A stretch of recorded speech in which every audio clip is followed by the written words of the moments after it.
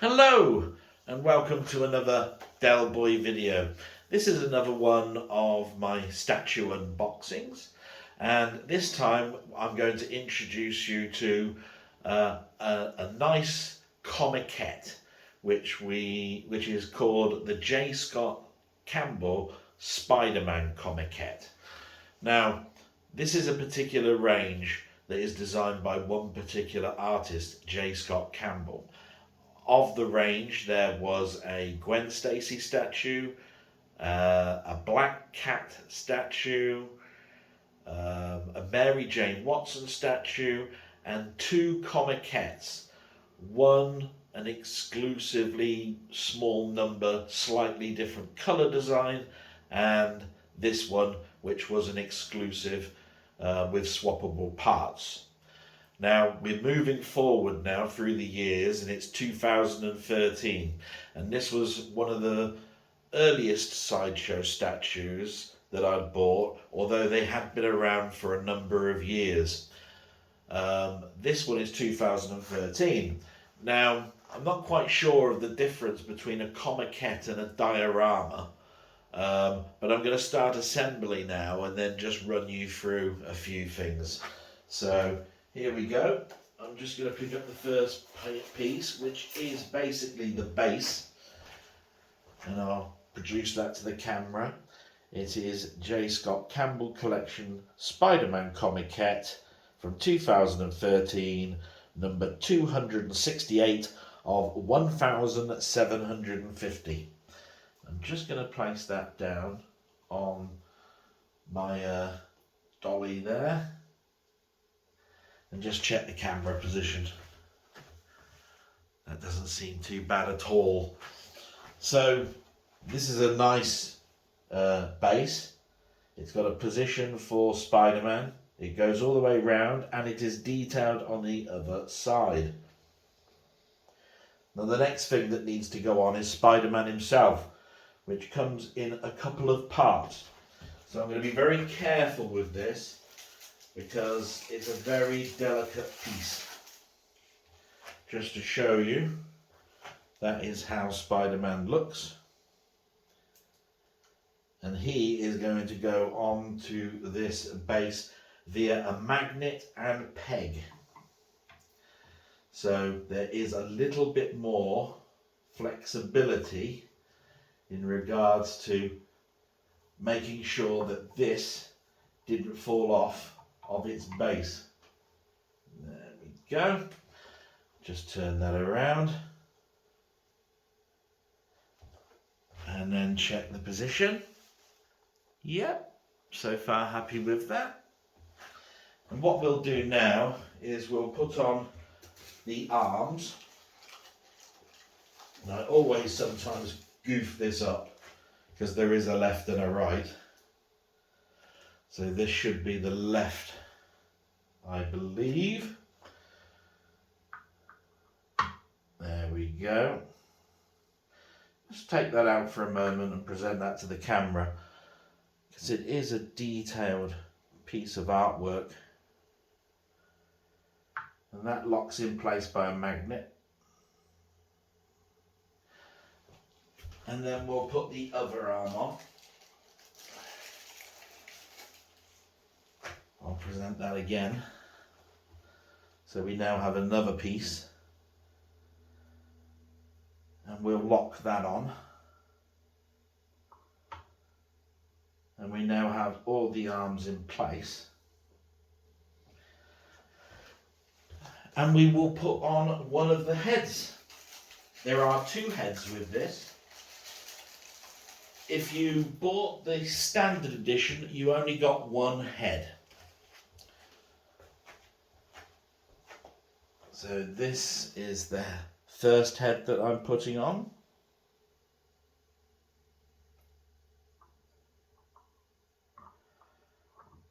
There we go.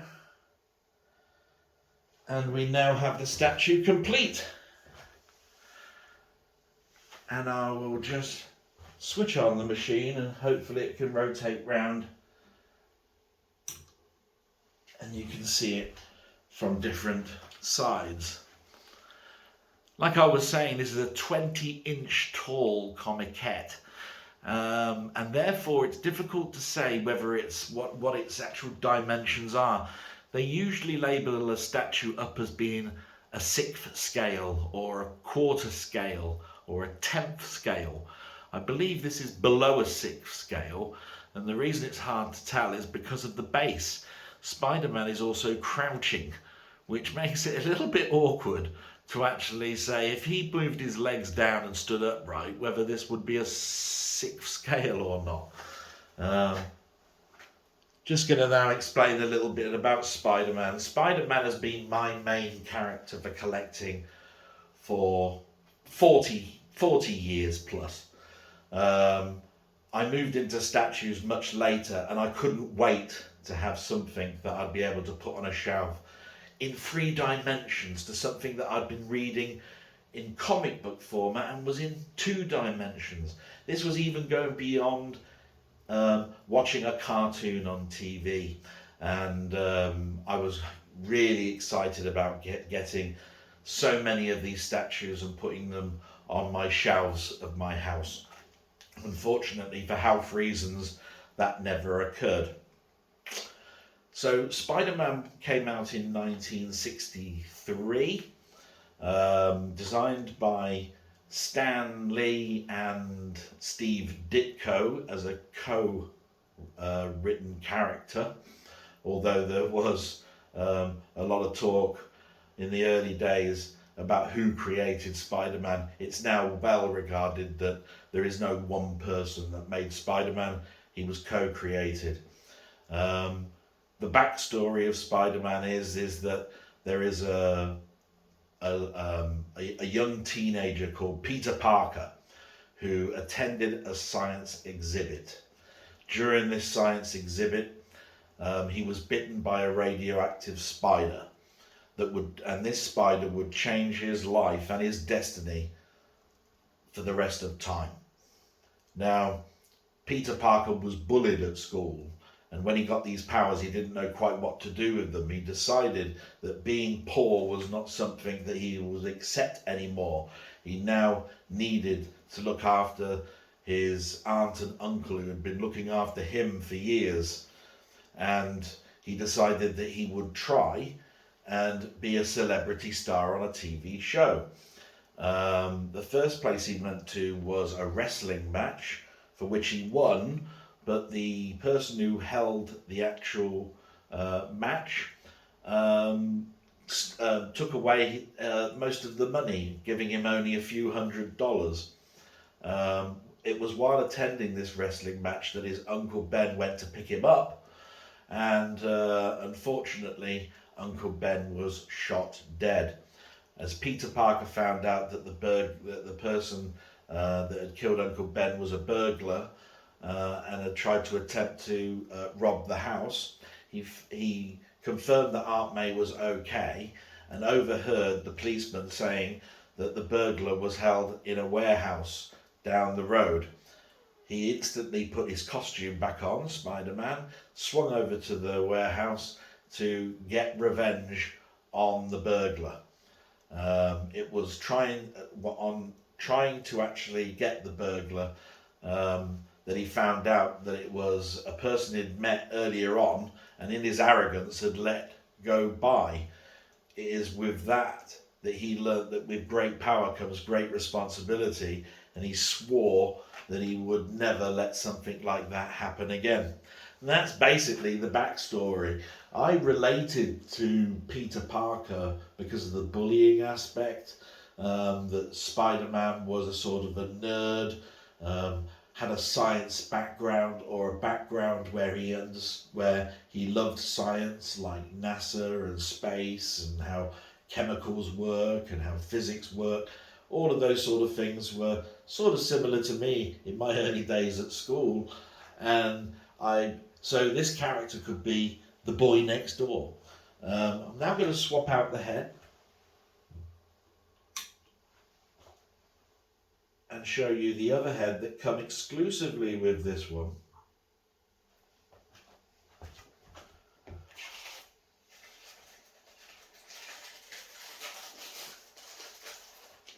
Now just present that head. There it is. It's a slightly unmasked head where the mask is just going above the nose level. There we go. And we will let it spin round once more. So as you can see now, you've got a slightly different design and a slightly different look, depending on how you wanted this to work on your shelves. I thought it was lovely. As I said, this came as a set, and I did buy the whole set. I mentioned that this was a little bit later on in my statue collecting days. In fact, it was 2013 and is quite an early statue from my point of view. This statue, when I bought it, was $375, which is significantly more than any statue I'd bought at that time. But statues go in huge ranges, and basically some of my statues that I've bought are just pop over the 1,200 mark in regards to the most expensive statue I've got. Now we've got that out of the way, just going to let it rotate round to an angle. And just show you some of the detail in a hope that you get some nice shots of this statue. So we'll move in a little bit, and as you can see, there is a massive amount of detail in this statue. There is shading, lots and lots of colour. Even the base is a colourful base. Just going to switch it on in a hope that that might help with showing you some other angles. So if we move up a little bit, you can see the design on the back as he moves round. I always found that Sideshow did the best colours. I love Bowen statues, but the shading that you get on this, basically I was just so impressed. It made me want to buy and buy and buy many statues. And to be quite honest, I just can't afford them, and I wish I could. Move down a little bit and show it from a slightly under pass.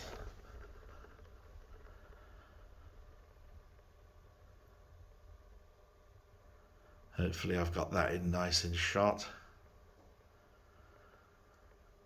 And then we'll put this back down.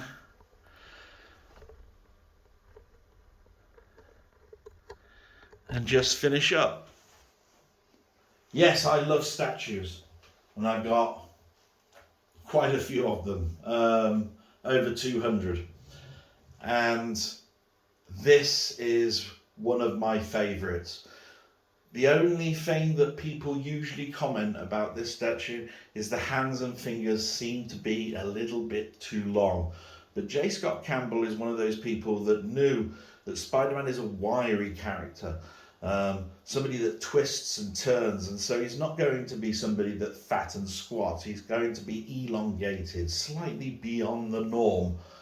From that point of view, I think that this is gorgeous. And with that, I'm going to end this video. I hope you enjoyed it. I certainly enjoyed coming back to this particular statue.